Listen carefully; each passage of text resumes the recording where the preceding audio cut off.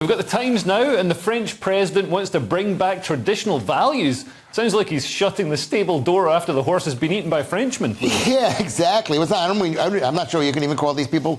Okay, so it's Emmanuel Macron. France needs to be re-civilized in the Times. Be re-civilized. I don't know. I don't know if he said that because he was speaking in a foreign language, and maybe they don't have civilized is not a word in French.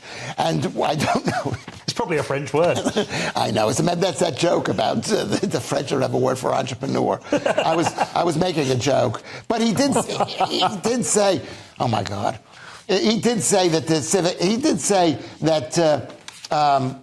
the people who were rioting in the recent riots, that their problem was they spent too much time watching their computer screens and not enough time in school. I think the problem was they weren't spending enough time watching computer screens, and instead they were outside in the street setting fire to cars.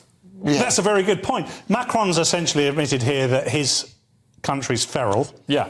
And I don't think, I mean, this is how blind he is to the social politics going on in France at the moment. He's created a number of these problems, and now he's saying to solve it, we need more schooling and less screens. When was this guy last informed of anything? I mean, this is like something from the 1800s. The future is our children working on screens.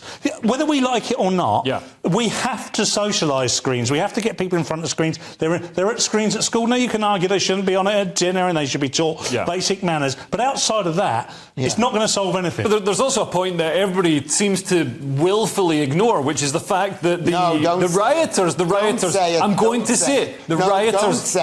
Don't say it. We know exactly what caused this. You don't need to say it. No, I'm going to say it. You don't. Nobody knows. Nobody knows. They do know. Everybody who's watching knows. I don't know. Of course I'm going to say. So it's immigrants, and he's saying first and second, or second and third generation immigrants. I'm not saying the children of it. No, I'm saying, like, looking at I saw footage of the rioters.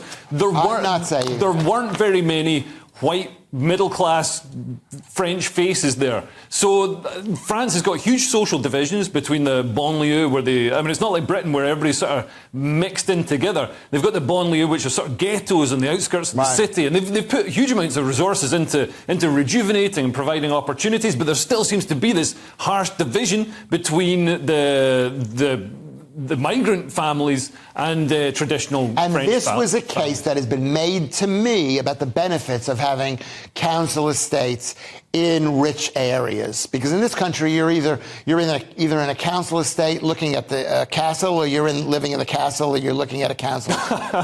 But in France, it's not that. But I think the people in France and the people across Europe are starting to look to a different solution, which is to elect right-wing parties that are going to stem the flow of immigration, which seems to be, it's a logical solution if, we're having these riots.